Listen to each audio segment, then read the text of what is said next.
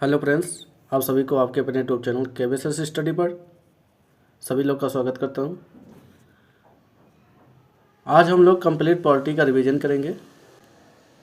अगर आप किसी भी कंपटीशन की तैयारी करें तो आपके लिए इम्पोर्टेंट रहने वाला, जैसे एसएससी हुआ, रेलवे हुआ, या यूपी हुआ, या यूपीएसआई, यूपी पुलिस। आप किसी भी कंपटीशन की तैयारी कर लिए तो आपके लिए इम्पोर्टेंट क्लास है। अंत तक जरूर बने रहिएगा वीडियो में। कम समय में कंप्लीट पॉलिटी का रिवीजन करेंगे। तो आइए देखते हैं महत्वपूर्ण अनुच्छेद कौन कौन से हैं। अगर हम बात कर लेते हैं संविधान में, तो 25 भाग 448 अनुच्छेद प्रेजेंट टाइम में है। 12 अनुसूचियाँ हैं, 5 परिशिष्ट हैं। 100 से अधिक संविधान संशोधन हो चुके हैं अभी तक। संविधान संशोधन इम्पोर्टेंट। अब हम बात कर लेते हैं भाग 1 के बारे में। 1 से 4 अनुच्छेद के मध्य में इसका वर्णन किया गया है। अनुच्छेद नंबर 1 में संघ का नाम और राज्य क्षेत्र के बारे में बात करता है। वहीं अनुच्छेद नंबर 2 की बात कर लेते हैं, नए राज्य का प्रवेश और स्थापना के बारे में बात करता है। वहीं अनुच्छेद नंबर 3 की बात करेंगे, नए राज्य का गठन, मौजूदा राज्यों के क्षेत्रों और सीमाओं के और नाम में परिवर्तन करने के बारे में बात करता है। तो ये हमारे भाग 1 में 4 अनुच्छेद हैं, इनको जरूर याद रखना। आगे बात कर लेते हैं भाग 2 के बारे में। भाग 2 में बात कर लेते हैं कहाँ से कहाँ तक वर्णन मिलता है। अनुच्छेद नंबर 5 से 11 तक के इसका वर्णन मिलता है। अनुच्छेद नंबर 5 में बात करते हैं संविधान के प्रारंभ में नागरिकता के बारे में बात करता है। वहीं अनुच्छेद नंबर 6 के बारे में बात करेंगे, एक निश्चित व्यक्ति के नागरिकता के अधिकार जो पाकिस्तान से भारत आए थे उनके बारे में बात करता है। जब हमारा पार्टीशन हुआ था भारत और पाकिस्तान का, तो उस समय जो भी पाकिस्तान से आकर भारत में रहने लगे थे उनके बारे में, नागरिकता के बारे में बात करता है। वहीं अनुच्छेद नंबर 10 की बात करते हैं, नागरिकता के अधिकारों के बने रहने की बात करता है। वहीं अनुच्छेद नंबर 11 क्या कहता है, कानून द्वारा नागरिकता के अधिकार को विनियमित करने के लिए संसद का गठन है, तो इसके बारे में बात करता है।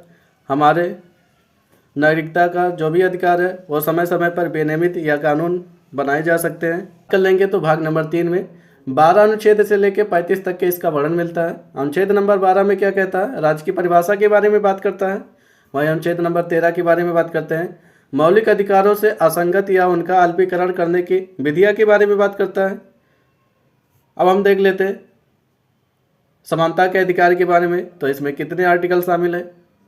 अगर हम बात कर लेते हैं समानता के अधिकार में, तो इसमें अनुच्छेद नंबर 14 से 18 तक के इसका वर्णन मिलता है। अनुच्छेद नंबर 14 क्या कहता है, कानून के समक्ष नागरिकता के बारे में बात करता है। वहीं अनुच्छेद नंबर 15 क्या कहता है, धर्म हुआ, नस्ल हुआ, जाति हुआ, लिंग हुआ, जन्म स्थान हुआ, इसके आधार पर आप भेदभाव नहीं कर सकते, अनुच्छेद नंबर 15 कहता है। आगे बात करते हैं भेदभाव से निषेध कौन कौन से आर्टिकल संबंधित हैं। अनुच्छेद नंबर 16 क्या कहता है, सार्वजनिक रोजगार के मामलों में अवसर की समानता दी जाएगी। अगर रोजगार उत्पन्न हो रहा है तो उसमें सभी लोग को समान रूप से अवसर दिया जाएगा। अनुच्छेद नंबर 17 क्या कहता है, अस्पृश्यता का अंत किया जाएगा, छुआछूत भेदभाव को खत्म किया जाएगा। वहीं अनुच्छेद नंबर 18 क्या कहता है, उपाधियों का अंत किया जाएगा। आगे बात कर लेंगे स्वतंत्रता के अधिकार के बारे में बात करते हैं, तो अनुच्छेद नंबर 19 से लेकर 22 तक के हमारी स्वतंत्रता का वर्णन मिलता है। अनुच्छेद नंबर 19 में बात करेंगे तो इसके सब पार्टीशन में विभाजित है, जिनके हम बात कर लेंगे 6 अधिकारों की गारंटी देता है। 19(1) में क्या कहता है, भाषण अभिव्यक्ति की स्वतंत्रता, आप कहीं भी खड़े होकर भाषण और अभिव्यक्ति की स्वतंत्रता आप बोल सकते हैं। 19(b) में क्या कहता है, शांतिपूर्वक बिना हथियार के एकत्र होने की स्वतंत्रता है, आप शांतिपूर्वक बिना हथियार के कहीं भी एकत्र हो सकते हैं। आगे बात कर लेते हैं 19(c) हमारा क्या कहता है, संघ बनाने की नागरिकता के बारे में बात करता है। 19(d) की बात कर लेंगे तो भारत के, आगे बात कर लेते हैं भारत के पूरे क्षेत्र में स्वतंत्र रूप से घूमने की स्वतंत्रता है, ये अनुच्छेद नंबर 19(d) हमारा कहता है। 19(c) क्या कहता है, भारत के राज्य क्षेत्र के किसी भी भाग में निवास करने और बस जाने की स्वतंत्रता है, आप भारत के किसी भी क्षेत्र में रहकर आप निवास कर सकते हैं। आगे बात कर लेते हैं 19(f) में क्या कहता है, कोई भी पेशा अपनाने या व्यवसाय बनाने की या व्यापार करने की स्वतंत्रता है कि आपके पास, आप कोई भी व्यवसाय कर सकते हैं। आगे बात कर लेते हैं अनुच्छेद 20 हमारा क्या कहता है, अपराधों के लिए सजा पाने की संरक्षण मिलता है, जैसे आप अपराध किए हैं तो उसके विरुद्ध भी आप अपने प्रति आवाज़ उठा सकते हैं, ये आपकी स्वतंत्रता है। अनुच्छेद नंबर 21 क्या कहता है? प्राण और दैहिक स्वतंत्रता का संरक्षण करना। अपने प्राण और दैहिक की स्वतंत्रता कर सकते हैं आप आर्टिकल नंबर 21 के तहत। वही हम बात कर लेते हैं आर्टिकल नंबर 22, कुछ मामलों में गिरफ्तारी और निषेध करता है, तो इसको याद रखना। आगे बात कर लेते हैं शोषण के विरुद्ध के अधिकार में कौन कौन से आर्टिकल वर्णन है। आर्टिकल नंबर 23 से 24 तक के शोषण का विरुद्ध का अधिकार आपको प्राप्त है। आर्टिकल नंबर 23 क्या कहता है? मानव के दुर्व्यापार और बलात्श्रम का निषेध करता है, कि मानव का दुर्व्यापार नहीं कर सकते और ना कि बलात्सराम करा सकते हैं, इसका निषेध है। आर्टिकल नंबर 24 की बात करते हैं, कारखानों और खानों में बच्चों के